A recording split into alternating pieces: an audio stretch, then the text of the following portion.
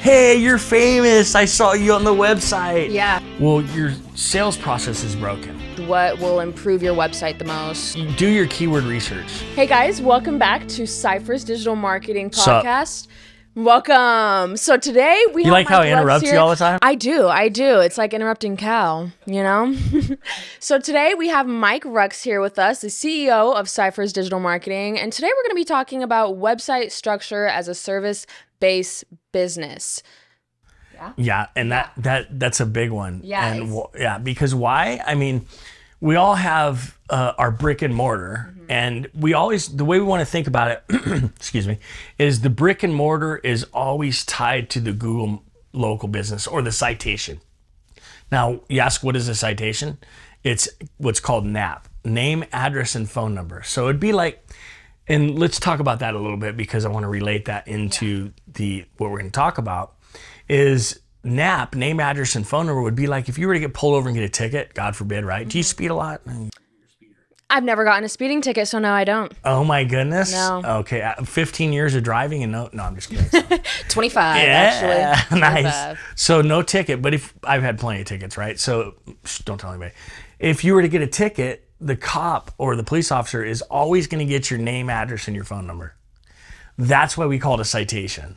So anyway, that's why I think we call it a citation. But Maybe not. what you have to do is like, let's say, whether it's Yelp, Google Local, Google My Business, or you've got there's like all these different ones, expertise.com. I mean, there's so many of them. There's niche, there's general ones, there's Apple, there's you name it. They all have your business directory or citation. You always want to get as many name, address, and phone number citations throughout the internet in order to rank better for SEO, AI SEO, all this stuff. It's about the trustworthiness. So, and I don't want to get too in the weeds, but basically what I'm talking about there is you always want to have your content structured as a service-based business with what's called, and I kind of coined this term, I guess, but it's already out there. So we call it the hub, wheel, and spoke content strategy. Now they've got the hub and wheel strategy, which talks about taking the entire website as an entire resource and then kind of summarizing it throughout to make it one big hub and wheel, which almost like an investment or anything. Yeah. You want to get all of your assets into one. So the hub, wheel, and spoke is similar on those lines. We threw the word spoke in there. Yeah, not that we're special, but the hub and wheel, so to structure your content correctly, is the hub and wheel is always going to be your brick and mortar location if you have an address, because most companies have an address because the more centralized it is, the better local Google will rank you. So you've always got the address, and then from there they've got their service areas that they put on Google, so where they can service those areas. So what you want to have is your hub and wheel, which would be your service pages, your about page, your home page. The way we do it works really well is you want to have all of that have the brick and mortar location. Let's say you're in Scottsdale and you have a Scottsdale address. Well, your home page should talk about Scottsdale. Your about page should talk about Scottsdale. Your services pages, if you're a plumber and you're doing pipe repair or toilet installation, those should all talk about Scottsdale. But those are going to be the hub and wheel. But then you have the spokes, and the spokes are going to be the service area pages. In those pages, if you're, let's say, Mesa out here in Arizona, you have Mesa and Scottsdale, and your service area spoke or page is Mesa, you can't talk about Scottsdale. Yeah. So you talk all about Mesa, and then you take all your services and you talk about your services and Mesa. And what that's going to do is it's going to help Google understand what your website's about and give you a strong hub, wheel, and spoke content strategy. Perfect. So for somebody who is very well experienced with websites and creating websites, what's the first step as a business owner, as a service based business owner? How do you start the website? What's the first important key to getting that launched? Well, okay, so that entails a little more than just content. But the key is you want to have a great user experience, because we get them all the time. People that come in with websites and they're like, well, we want SEO, we want to rank better. And then we look at their website and we're like, well, nothing's going to convert here. So if we go ahead and take this job and drive a bunch of work to your website, or a bunch of traffic, to your website, is it going to convert into a paying customer? And in our business, if you drive tons of traffic, it gets to the website, and then it doesn't convert, they're going to come to us as the problem. Yeah. And it even goes deeper than that. I've seen businesses that we're driving the traffic. It's converting on the website, so we're getting them through the front door, but their sales process on the back end doesn't convert. You know who they still come to? They still come to us and they say, how come we need better SEO? We need more. And it's like, well, your sales process is broken. So you never want to put the cart before the horse. So that being said, if you want to talk about a website, user experience, which we should do a whole nother podcast on that. But user experience is key. And then your content, always do the research. What are people searching for? Again, we talked about the other podcast, EEAT. Experience, expertise, authoritativeness, and trustworthiness. I love to say it every time. It's like such a Yeah, you got to let the viewers know. Exactly. So EEAT, you need to put that into your content. And those are really the words that you need to focus on. If you think about it logically, what is experience? All right, I'm a plumber. I've got a 2341 pipe wrench, and we come in here and we use this, type of putty or so on and so forth. Use the jargon that you know as expertise. The experience is going to be, we've been in business 21 years. Maybe we're a member of the Better Business Bureau. Authoritativeness and trustworthiness. All this stuff ties together. So we can't really label one, word meaning to one thing. But, have your plumbers in there. Hey, John Plumber is certified, and he's been doing this 21 years and he loves Arizona Cardinals. Just kind of get some trust in there. And what that's going to do is it's going to show Google, again, and I always go back to this with the website. So this is the content side. It's always going to show Google that, look, you know what you're talking about. You've got these people, the right people are working for you. But you know what it's going to do? Is when somebody calls you up and you come in as a plumber and they see John show up, they're going to, hey, you're famous. I saw you on the website. Yeah. And you're already developing trust with the job. So that's going to lead to a good review. Yeah. Right? Yep, it all ties in. It does. And so as far as building the website, is you always want to look to a great user experience and then have these content concepts always baked in right off the bat. And from there, it's really, SEO is not really hard on site. It's mainly like how you structure your header tags and, stuff that's real simple. And most people that build websites now kind of know that, even especially if they're using templates, they're going to know how to do that. So going back to specifically the website content itself, as somebody who's just, creating their business or really getting out there with their business, what is most important if you don't have as much experience or as many clients, or reviews to put on your website? What's the most important key for like what should be in your content? Not like the about me or whatever, but what's the most important thing first getting your content on your page? What can help you the most? What will improve your website the most? That's a great question. So I would say what's really important with that is you do your keyword research. Even though we talk about with EEAT and things that, keywords are not as important as being an answer network, well, they still tie in together. So you kind of want to go look and see like, hey, what are people searching for? Are they looking for, concrete repair in Mesa, or are they looking for, different services? And then you want to find those particular, we call that low-hanging fruit. So the best way to do it if you're starting a business out and you're just doing your website like what you're talking about is always go after the low-hanging fruit. And I'll tell you a couple things that relates to is like, for example, let's say that you've got gate repair and you want somebody that's going to do a gate repair near me, right? So number one, we'll talk about what the intention of that keyword is. But first and foremost, gate repair near me might have 10,000 people that search it locally, which when we call locally is US. So if this got 10,000 people that search that and they get to your website and maybe only 0 of them or 2 of them or 3 of them convert, or let's say 10 for that matter convert. But then you've got something like hinge repair on a wooden gate that swings open or something, like a long tail cluster that we talked about. And that only has maybe 200 or 300 people that search that. But every one of those keywords, you're getting like 50 conversions, right? Yeah. And that's going to be a lot easier to rank for. So go after the low hanging fruit and get that to supplement your business while you're becoming the leader in the industry. Perfect. Yeah, that's a really good way to answer the question. Thank you. So now that we're talking about websites, what platform would be best to, scale your business?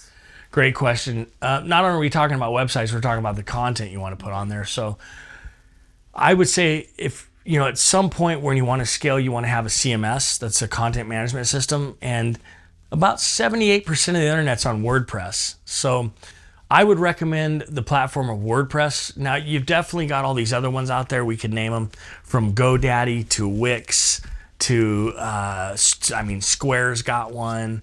And those are really intended, believe it or not. I mean, they're not going to advertise this, but I'm going to go out and say it. I guarantee every marketer will probably agree with me that those particular platforms are kind of for the startup, for someone that doesn't have a web developer yet, or doesn't know how to work WordPress, and it's not a steep learning curve.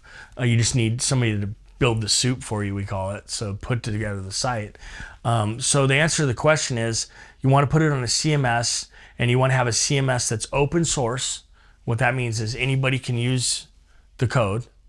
And it has all the support that it needs as far as plugins, different things that you can, code that you can add into it. So there is a bit of a science there. It comes down to hosting, because if you're hosting WordPress, some of the hosting companies will restrict certain plugins. And I'm not going to say any names, but GoDaddy will restrict a lot of plugins, and not that it's bad because it's part of their security features, but you want to definitely have that robust functionality to be able to scale when you get to that point. So those website platforms definitely have their place, and their hosting definitely has their place. They're great companies. But if you really want to get the most bang out of your website and actually scale to something that is beyond the competition, then I would put it on an open source platform with a kind of a dedicated hosting to where you can make a lot of these decisions as far as plugins and stuff like that. So someone that knows what they're doing will be able to get the security side of it. Most of the WordPress container, they call them, or the specific hosting for WordPress itself, they definitely have a lot of features in there that just like GoDaddy, where they keep the security part of things, so you don't have to worry about all that. Perfect. So again, it comes down to where you're at in your journey. Yeah, so we've talked a lot about, what to put on your website and as far as website content and everything. Let's go a little bit to the other side. What are some common mistakes that you see with websites and website content, and what would you tell viewers and business owners to try to avoid? Well, I don't want to say anything too, pinning one company or anything like that, but there's two things that we just have to get out there because we want to prevent this from happening. Yeah. And one of them is that a lot of the overseas companies they don't understand the language. They don't understand your business. They're a lot of times, and if you've experienced something different, put it in the comments, right? Put it in the comments. If you've got a great overseas, for whatever country over there is doing a good job with your websites, that's fine. But most of them just don't understand the industries. They don't understand, the language itself like they need to. So, it's hard because it's tempting. They don't charge anything at all. It's cheap, but pay for what you get. So, yeah, exactly. I would say, I would tend to stay away from those places. Keep it in the U.S. And then do your research on the company that's building your website. Right? Mm-hmm. So that's kind of what the question was. Right? Yeah. So do your research and look and see, do they have case studies? How long have they been around? What are their reviews saying? Just kind of vet them, because you don't want to just go with the lowest price. You want to vet them because they're going to understand and they're going to be more responsive. Now, I've seen a lot of companies, and this is a segue into my next thing, is I've seen some of these digital marketing and SEO companies, and they claim to be that, but then they farm it all out overseas. So that might be a question you ask them. Say, look, are you building this in-house? Stuff like that. So I would say it's just, you need to do your research, get to know who you're hiring, and don't expect, a real elaborate website that's going to rank number one on Google be $500 bucks or something like that. So does that answer the question? Yeah, it does. Thank you. And what's, I guess, I don't really know exactly how to word this question correctly, but what would you say is somebody creating, their website content, whatever, what key things would you give as the reality of creating a business and uploading website content? What's the reality of it, and what things should people look out for and be aware of and expect? Well, now that we have AI, that's kind of a question I can answer differently than I did 5 or 10 years ago. AI really does help kind of get the holistic. It's a modern day scraper that's really smart. But so you don't want to go with 100% AI. Yeah. But it can help those marketers that do the research and look at the keywords and do the stuff that it's going to take.